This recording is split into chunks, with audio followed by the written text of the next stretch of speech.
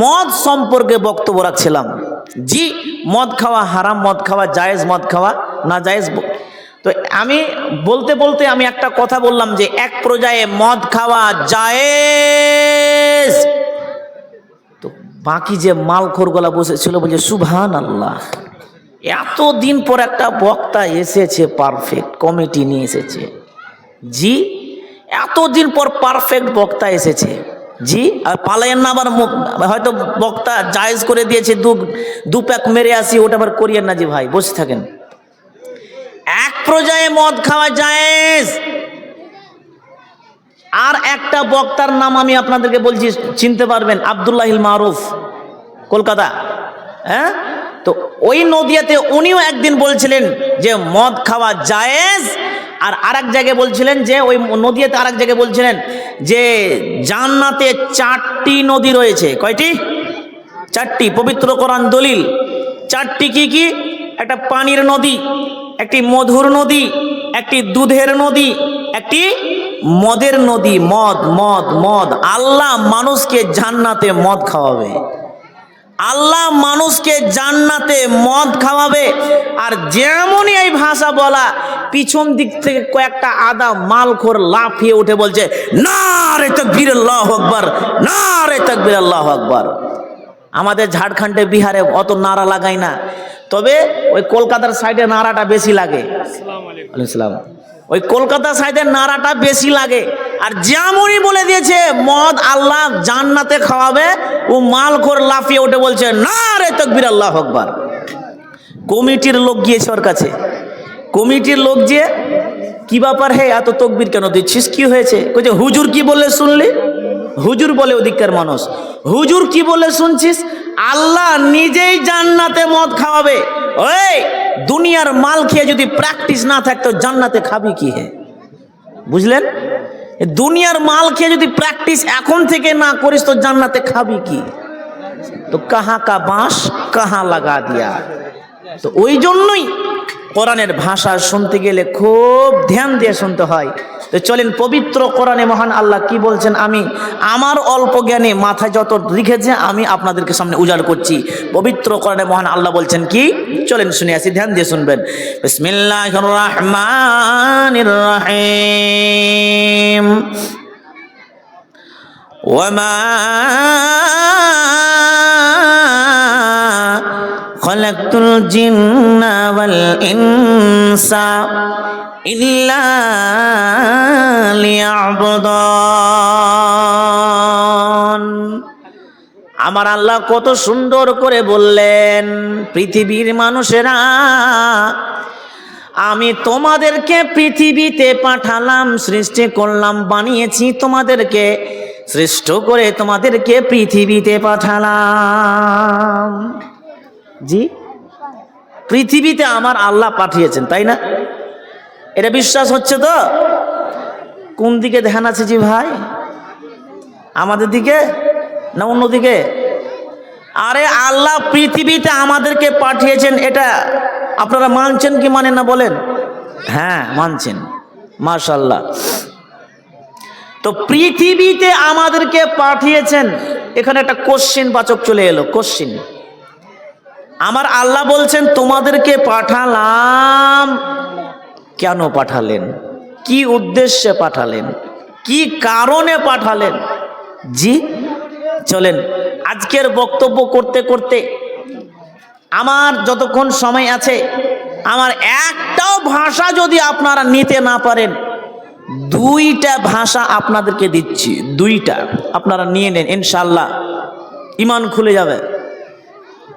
প্রত্যেক দিন যদি এই বাক্য আপনি পাঠ করেন, এটা আমি ফরজ করে দিলাম না, বাজে ফরজ হয়ে গেল না। গভীর রাত্রে আল্লাহর দিকে ধ্যান রেখে, চোখ দুটো বন্ধ করে দুনিয়া ভুলে যান, আল্লাহর দিকে ধ্যান রেখে 2টা প্রশ্ন আল্লাহকে করবেন। কয়টি? 2টি। কে? আমি কে?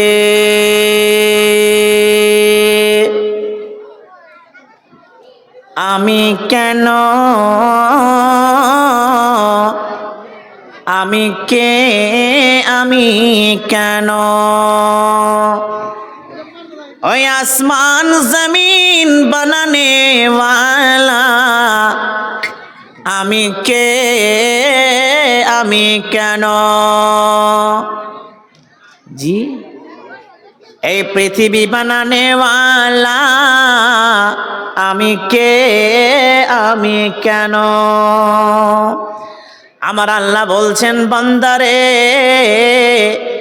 এ কাটিহারের বান্দারা, শুনে নাও, শুনে নাও, আমি পবিত্র কোরআনে অলরেডি বলে দিয়েছি 1450 বছর আগে তুমি কে।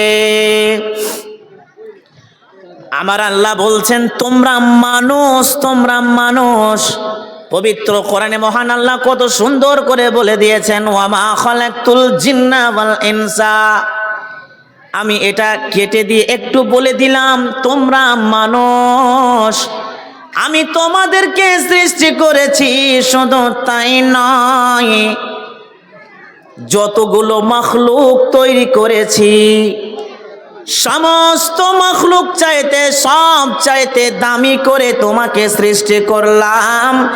এ বান্দা, তুমি মানুষ, আমরা মানুষ। এবার আল্লাহকে প্রশ্ন করব, বুঝে গেলাম মাবুদ আমি মানুষ, তুমি আমাকে কত সুন্দর করে বানিয়েছো, সব চাইতে উৎকৃষ্ট করে দামি করে সৃষ্টি করেছো, তবে আমি কেন, আমি কেন? তখন আল্লাহ বলবে, বান্দারে, পৃথিবীতে যতগুলো যা দিয়েছি, যতগুলো যা তৈরি করেছি মানুষ, আমি তোমার জন্য তৈরি করেছি। যখন তোমার মায়ের গর্ভে যখন তুমি ছিলে, যখন জন্ম হয়েছিলে, যখন 3 মাস, 2.5 মাস, 4 মাস যখন তোমার বয়স ছিল, আমি আল্লাহ তোমার মধ্যে রূহ ফুঁকে দিয়েছিলাম। 4 মাস, 5 মাস, 6 মাস যখন হলো, তখন হাত তৈরি করলাম, পা তৈরি করলাম, সমস্ত যতগুলো পার্টস লাগে একটি মানুষ তৈরি করতে, একের পর এক পার্টস হতে শুরু হলো। যখন 9 মাস, 10 মাস যখন হয়ে গেল, যখন তুমি দুনিয়াতে ভূমিষ্ঠ হলে, আমি তোমার জন্য পৃথিবী বানিয়ে দিয়েছি। শুধু তাই নয়, পৃথিবী বানার সাথে সাথে তোমাদের পানির দরকার, পানি দিলাম। আকাশের চাঁদের দরকার, চাঁদ তোমার জন্য দিলাম। সূর্যর দরকার, সূর্য দিয়েছি। শুধু তাই নয়, তোমাদের জীবনকে বাঁচিয়ে রাখার জন্য আমি অক্সিজেন দিলাম, হাওয়া দিলাম, পানি দিলাম। যত যা পৃথিবীতে দেখছো বান্দা, টাকা পয়সা ধন দৌলত, আমি তোমার জন্য বানালাম বান্দারে, এবং তোমাকে বানিয়েছি আমার জন্য। ইল্লা লিয়াবুদুন, তোমাকে বানিয়েছি আমার জন্য, আমার ইবাদতের জন্য। জি, আমার ইবাদতের জন্য। আচ্ছা বলেন তো, ইবাদত কাকে বলে? আল্লাহ তো বললেন ইবাদতের জন্য তোমাকে আমি বানিয়েছি। তো ইবাদত কাকে বলে? এবার ইবাদত আপনাদেরকে বুঝিয়ে দিই কাকে কাকে কাকে ইবাদত বলে। তবে ওই ভাষাটা সব জায়গায় বলি না, আজকে বলছি তার কারণ এখানে যোগ্য যোগ্য আলেম আছে, মাদানী সাহেবরা আছেন, সালাফি সাহেব আছেন। যদি মিস্টেক হয়, ভুল হয়, তো এক্ষুনি সঠিকটা পেয়ে নিব যে না এটা সঠিক নয়। আর যদি সঠিক হয় তাহলে আমাকে ইঙ্গিত করে না যে হ্যাঁ না ঠিকই আছে, তাহলে সব জায়গায় এটা কথা বলবো যে ইবাদত কাকে বলে। আমি নিজে আমি আপনাদেরকে ইবাদত কাকে বলে এবার আপনাদেরকে বলছি ইবাদত কাকে বলে। তো আকসার মানুষ ইবাদত কাকে বলে এটা জানে না। তো ইবাদত, এবার চলেন শুনে আসি ইবাদত কাকে কাকে বলে। তবে আমি মাদানী সাহেবকে বলবো, যদি ওটা না হয় তাহলে আমাকে ইঙ্গিত করে দিবেন, ইনশাআল্লাহ এক্ষুনি চেঞ্জ করে দেবো বিষয়কে। ইবাদত হলো আপনি নামাজ পড়বেন, এটা একটা ইবাদত। আপনার ঈমানকে মজবুত রাখবেন, ঈমানকে ঠিক রাখার জন্য আপনাকে সাদকা করতে হবে, দান খায়রাত করতে হবে, এটা একটা ইবাদত। আপনি রোজা করবেন, হজ করবেন, এটা ইবাদত। আল্লাহর নবীর তরিকায় আপনি রাস্তায় চলাচল করবেন, এটা একটা ইবাদত। আল্লাহর নবী যেইভাবে মানুষের সাথে কথাবার্তা করতেন, আপনিও সেইভাবে কথাবার্তা করবেন, এটাও একটা ইবাদত। শুধু তাই নয়, আল্লাহর নবীর তরিকায় আল্লাহকে খুশি করার জন্য যেই কাজটা করবেন সেটা হলো ইবাদত। আল্লাহর নবী সাহাবীদেরকে বসিয়ে কিভাবে পেশাব পায়খানা করতে হয় শিখিয়ে দিতেন। ওইভাবে যদি আমরা করি তাহলে ওইগুলো ইবাদত, ওইগুলো হলো ইবাদত। আল্লাহর নবীর তরিকায় স্ত্রী স্বামী, স্বামী স্ত্রী ভালোবাসা প্রেম খেলা খেলবে, ওগুলাও ইবাদত। এমনকি কোনভাবে থুতু ফেলতে হবে, আসমানে ছুঁড়ে ফেলতে হবে, আগা দিকে ফেলতে হবে, পিছন দিকে ফেলতে হবে, কোন দিকে থুতু ফেলতে হবে, বাম দিকে থুতু ফেলতে হবে, এইভাবে যদি আপনিও আল্লাহর নবীর তরিকায় করেন, ওগুলা হচ্ছে ইবাদত। এক কথায় নবীর তরিকায় যেই কাজটা করবেন আল্লাহকে খুশি করার জন্য, সবই হলো ইবাদত। ঠিক আছে, যাক আলহামদুলিল্লাহ পাশ হয়ে গেলাম। আর এত বড় বড় আলেম এখানে বসে আছে, আমার চাক্কা চলে জি। হ্যাঁ, কমিটি সাহেবের হুঁশ নাই। হ্যাঁ, আল্লাহ আকবার, কোন সময়তে নিয়ে এলেন আমাকে। তো সবই হলো ইবাদত। তো মাশাআল্লাহ আমি এখান থেকে সার্টিফিকেট পেয়ে গেলাম। এটা যা কোনো জায়গায় বলি না, আজকে বলে দিলাম। গুরফুর ছিল আমার মাথার মধ্যে, কিন্তু আজকে আমি সার্টিফিকেট পেয়ে গেলাম যে হ্যাঁ এটা ঠিকই আছে। তাহলে এবার হবে এটা কি, যে প্রত্যেক জায়গাতে এবার আমি কোনো জায়গাতে আটকাবো না ইনশাআল্লাহ। জি, সাহসটা বেড়ে গেল। আল্লাহু আকবার।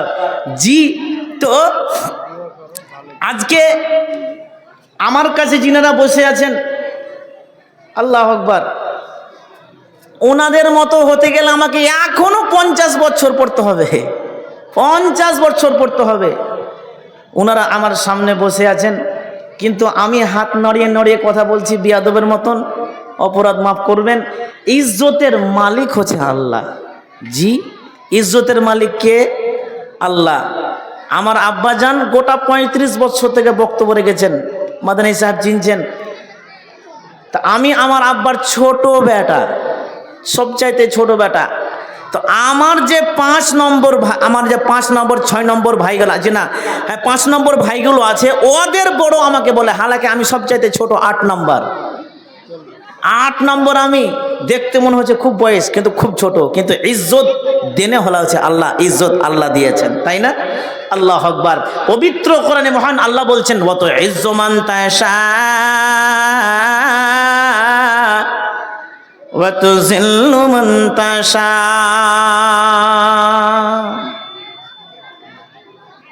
আল্লাহ যাকে চাই তাকে ইজ্জত দেয়, আর যাকে চাইবে তাকে জলিল করে দেয়। ক্ষমতা মালিক আল্লাহ। আল্লাহ যাকে চাইবে রাস্তার কাঙ্গাল থেকে বাদশা করবে, আর বাদশা থেকে ফকির করবে। দুনিয়াতে যার টাকা পয়সা আল্লাহ যাকে দিয়েছেন, আর তার অহংকার যদি বেড়ে যায়, আল্লাহ তার অহংকার চূর্ণ বিচূর্ণ করবে, তাকে আল্লাহ জলিল করে দিবে। কোরআনের তরজমা এটাই, এটাই যে আল্লাহ যাকে চাইলে ইচ্ছা, যাকে ইচ্ছা তাকে বাদশা করে ইজ্জত দিবে, আর যাকে ইচ্ছা জলিল করে দিবে। জি, তো এই কোরআনের আয়াতটাকে একজন কবি এই আয়াতের তাফসির করেছে, তরজমা করেছে কবিতার ছন্দে। কবি বুঝেন? কবি বুঝেন? হ্যাঁ, কবি কাজী নজরুল ইসলাম নাম শুনেছেন? বাংলাদেশের। আল্লাহু আকবার। ওকে বিদ্রোহী কবি বলা হয়। যখন ইংরেজেরা এই ভারতকে দখল করেছিল, তখন এই একটা কবিতা পাঠ করে ইংরেজের দাওয়ালকে থসমস করে দিয়েছিল। এই কবিতার নাম হচ্ছে বিদ্রোহী কবি, বিদ্রোহী কবিতা।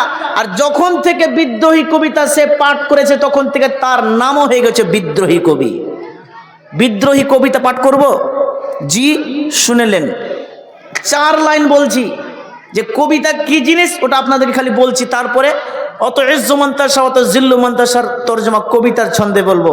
কবিতাটা হলো, জি হ্যাঁ, কবিতাটা হলো বলবীর, বলবীর বলচির অন্যতম শির, শির নিহারি আমারি নত শির ওই শিখর হিমাদ্রির, বলবীর আমি চির অন্যতম শির।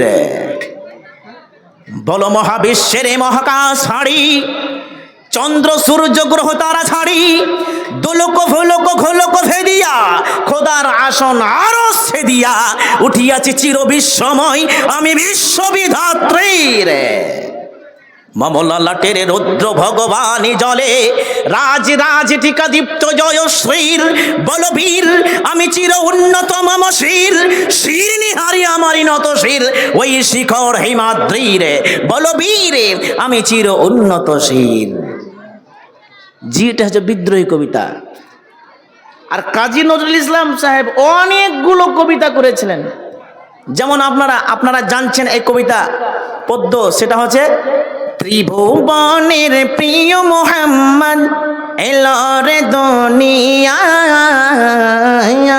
রে, সাগর আকাশ বাতাস দেখবি যদি আয়। শুনেছেন?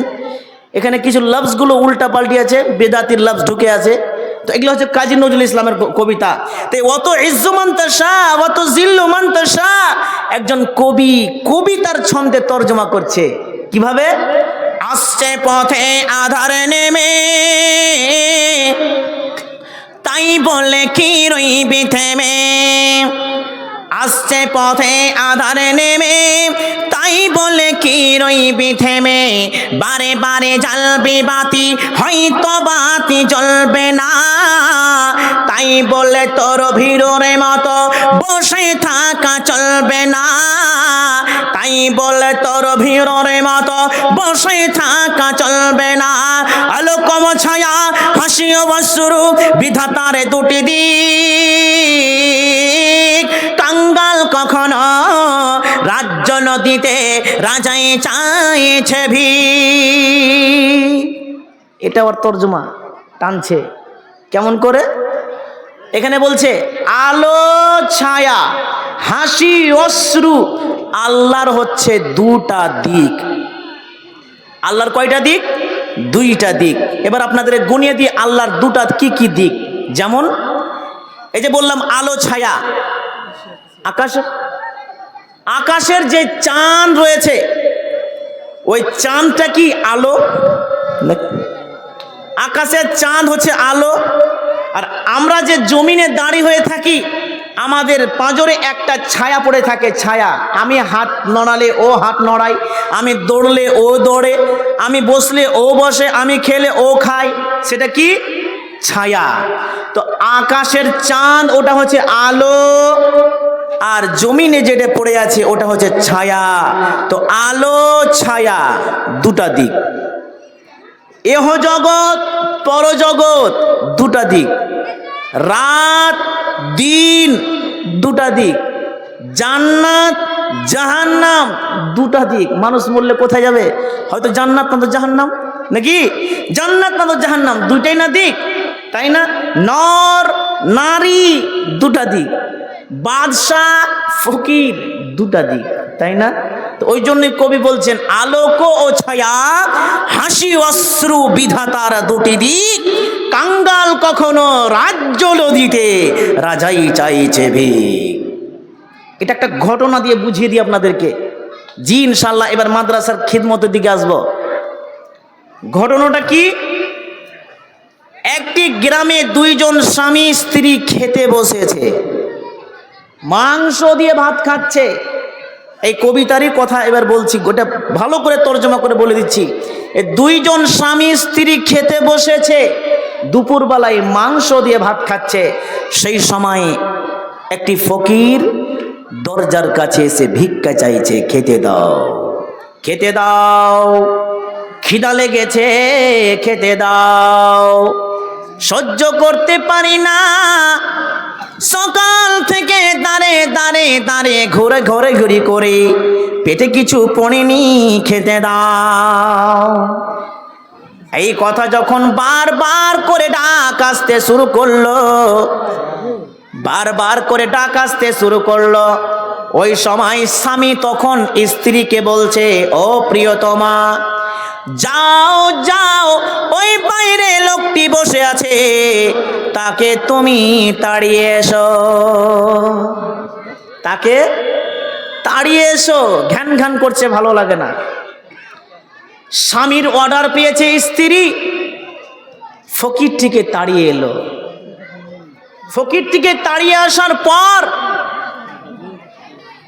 কিছুদিন পরে শুনলাম স্বামী স্ত্রীর মধ্যে বিবাহ বিচ্ছেদ হয়ে গেছে, মানে তালাক হয়ে গেছে। কিছুদিন পরে আবার শুনলাম সে মেয়েটির দ্বিতীয় বিবাহ হয়েছে, দ্বিতীয় স্বামীকে নিয়ে আবারও খেতে বসেছে। ওই সময় আবার একটি ফকির দরজার কাছে এসে ভিক্ষা চাইছে, খেতে দাও, খিদা লেগেছে, সকাল থেকে দাঁড়ে ঘুরি, দুটা খেতে দাও। এই কথা যখন বারবার করে যখন ফকিরটি বাইরে থেকে ডাক দিচ্ছে, তখন স্বামী বলছে, ও প্রিয়তমা, যাও যাও, ওই বাইরে ফকিরটি বসে আছে, যাও দুটো খেতে দাও। স্বামীর অর্ডার পেয়েছে স্ত্রী, খাবার টিক নিয়ে ওই ফকিরটাকে ভাত মাংস দিয়ে আসার পরে আবার স্বামীর কাছে খেতে বসেছে। স্ত্রী কান্না থামতে পারল না। স্বামী বলছে, কাঁদো কেন? আশ্চর্য ব্যাপার, এই খাবারটা দিলাম তাই, আল্লাহ তো আমাদেরকে খুব ভালো রেখেছে, সুখী আছি, তো কাঁদার কি বিষয়? তখন স্ত্রী তখন বলছে, ব্যাপার সেটা নয়। স্বামী বলে, কি? স্ত্রী বলল, ওই ফকিরটি বাইরে বসে আছে, জানো তুমি কে? বলছে, না, তা জানি না। স্ত্রী তখন বলল, ওই ফকিরটি আমার প্রথম স্বামী, যে একদিন একটি ফকিরকে তাড়িয়ে দিয়েছিল, আজকে সেই নিজেই ফকির হয়েছে, আজকে সেই নিজেই ফকির হয়েছে। এতগুলো ধন সম্পদ থাকার পরেও জীবনে কোনোদিন মাদ্রাসায় দান করেনি, জীবনে কোনোদিন মসজিদে দান করেনি। মাদ্রাসার আলেমেরা যখন মাদ্রাসার ছাত্র ছাত্রীর জন্য হাতে বিল নিয়ে, চেক নিয়ে যখন তা আমার ওই বাড়িতে, তার বাড়িতে ঢুকতো, জীবনে কোনোদিন আলেমকে দিল না, ঘাড় ধাক্কা দিয়ে বার করে দিত ওই বেয়াদব। আল্লাহ রাস্তায় কোনোদিন দান করেনি, আল্লাহ তাকে ফকির করে দিয়েছে। তখন স্বামী বলছে, আমি কে জানো? বলছে, না। তখন স্বামী বলছে, ও প্রিয়তমা, আমি হলাম সেই লোকটি, আমি হলাম সেই ফকিরটি, যাকে সেই দিন তোমার স্বামী ঘাড় ধাক্কা দিয়ে বার করে দিয়েছিল। আজকে আমি তোমার বর্তমান স্বামী। জি, ওই দিন আমি আল্লাহর কাছে হাত তুলে দোয়া করেছিলাম, মাবুদ গো, যেই কোনোদিন মাদ্রাসায় মসজিদে দান করে না, দুটা খেতে দিতে পারলো না, তাকে তুমি জালিল করে দাও। ওই কারণ আল্লাহর নবী বলেছেন, আল্লাহর নবী বলেছেন যে তিন ব্যক্তির দোয়া আল্লাহর কাছে খুব তাড়াতাড়ি কবুল হয়। এক পিতামাতা, তারপরে হচ্ছে মুসাফির, তারপরে হচ্ছে মাজলুম। আমি সেই দিন মুসাফির হয়ে আল্লাহর কাছে হাত তুলেছিলাম, আল্লাহ আমার দোয়াকে কবুল করে নিয়েছিলেন। আজকে আমাকে টাকার মালিক করে দিয়েছে, তাকে কাঙ্গাল করে দিয়েছে। জি, এটা অত ইজ্জুবন্তাওয়াসজিল্লুমন্তাসার তর্জমা কবি, একটা কবি বলছে, আর ওই ঘটনাটা আমি শুধু মিলাবার জন্য বললাম। তো ইজ্জতের মালিক হচ্ছে আল্লাহ। আল্লাহ যাকে চাইবে তাকে বাদশা করবে, আর যাকে চাইবে তাকে বাদশা থেকে ফকির করবে। জি, আল্লাহর রাস্তায় দিতে যারা কাঞ্জুসি করে, তাদের কাছ থেকে আল্লাহ কিভাবে যে নেই ওটা আল্লাহই জানে। টাকা ইনকাম করছি, টাকা থাকে না পকেটে, কোথায় কোথায় কোথায় কোথায় টাকা হারিয়ে যাচ্ছে, চলে যাচ্ছে, বুঝতে পারি না কোথায় টাকা চলে গেল, কিন্তু আল্লাহু আকবার। আর যখনই আল্লাহর রাস্তায় আপনি দান খয়রাত সাদকা বেশি করবেন, তখন আল্লাহ কি বলছেন? তোমাদেরকে দ্বিগুণ দিব। আল্লাহু আকবার। আল্লাহর নবী বলছেন তোমরা বেশি বেশি করে দান করো, দান খয়রাত করো।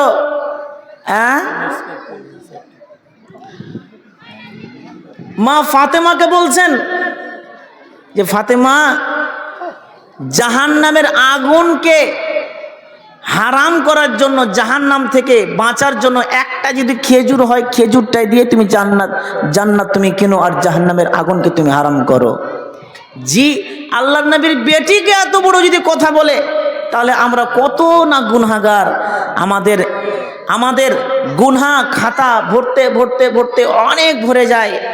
জি, তো যাই হোক, আজকের যে জালসা আমি বলেছি যে কোনো একটা উদ্দেশ্য নিয়ে আজকে জালসা হচ্ছে। এই যে প্যান্ডেল সাজানো রয়েছে, আপনারা অবগত আছেন যে মাদ্রাসার উন্নতিকল্পে জালসা, মাদ্রাসার উন্নতিকল্পে জালসা। তো এই মাদ্রাসাতে কোরআন টিকে থাক, কোরআন টিকে থাক। সাহাবীরা এই কোরআনকে টিকিয়ে রাখার জন্য নিজের প্রাণ দিয়ে দিয়েছে, জানের সাথে সাথে মালও দিয়েছেন। তারা কোরআনকে টিকিয়ে রাখার জন্য নিজের প্রাণ জান দিয়ে দিয়েছেন, কুরবান করে দিয়েছেন।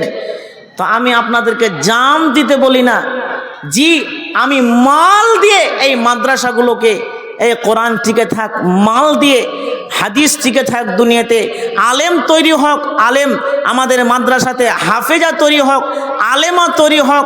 জি, একদিন দেখবেন আপনাদের এই মাদ্রাসা আলহামদুলিল্লাহ আজকে এই অবস্থা হয়েছে, 2-4-5 বছর পরে দেখবেন এই মাদ্রাসাকে গোটা ভারতের মানুষ চিনবে, যদি আপনাদের সাথ হয় তো ইনশাআল্লাহ। তো বলুন দেখি, আমার সময়